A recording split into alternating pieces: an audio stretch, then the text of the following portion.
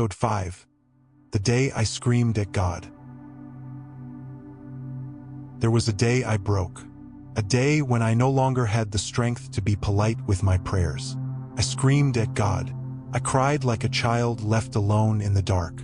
Why, God? Why me? Why now? Where were you when I lost everything? That was the rawest I had ever been. I had always believed faith was about silence and acceptance. But that day I realized faith is also about wrestling. About daring to bring your pain, your confusion, your anger, and placing it at God's feet. And you know what shocked me? He didn't turn away. There was no bolt of lightning, no divine anger, only a strange silence that felt more like an embrace than a punishment. Later that night, I read the Psalms and realized I wasn't the first to cry out. David had shouted too. Jeremiah had wept. Even Jesus cried out in agony. My God, why have you forsaken me? In that moment, I understood something deeper. God doesn't want perfection. He wants honesty. He wants our hearts broken as they are. That day didn't end all my pain, but it was the day I stopped pretending I was okay. And that's when healing began, not instantly, but faithfully. Episode 6. When I couldn't pray anymore, and he still stayed. There was a season when I stopped praying. Not because I didn't believe, but because I was too tired, too empty. My words felt like they disappeared into the void. No response, no change, just silence. I knelt at night and sobbed, begging for some sign. But nothing came. Then the questions came. Is God even real? Is faith just something we invent to comfort ourselves? These thoughts made me feel guilty, but they were honest. My faith was hanging by a thread. Every day I woke up, I wished I could just stay in bed. The world kept spinning. People laughed, worked, dreamed, and I felt stuck in a place without light. One morning, while sitting alone on a park bench, I heard soft guitar chords. A stranger nearby was playing an old worship song. Even when I don't see it, you're working. Even when I don't feel it, you're working. Tears streamed down my face. It was a song my mother used to sing to me in church when I was little.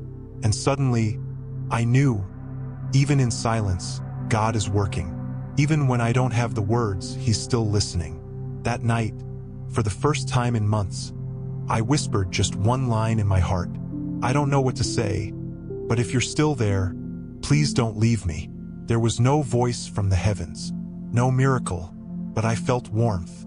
A soft, steady peace I hadn't felt in so long. I knew I wasn't fully healed, but I also knew I wasn't alone anymore. Episode 7. The Letter I Never Sent.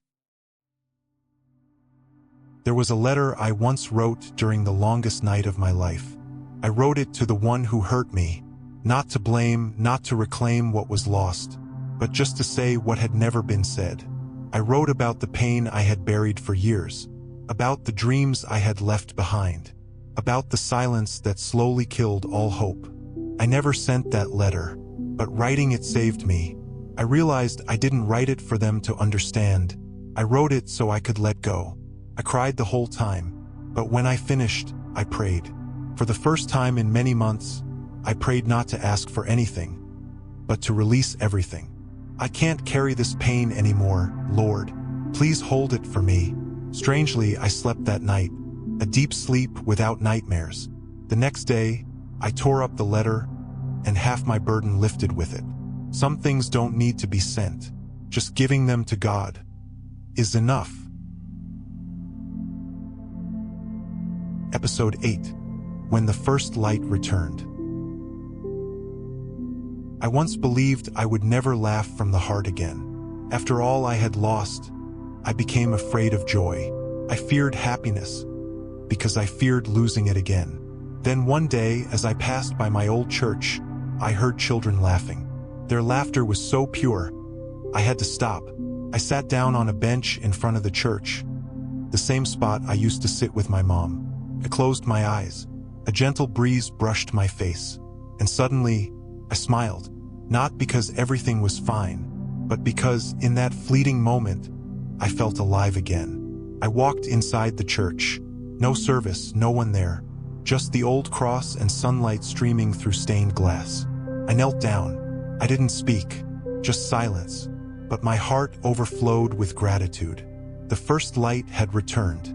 Not dazzling, not grand, but just enough to believe a new journey had begun.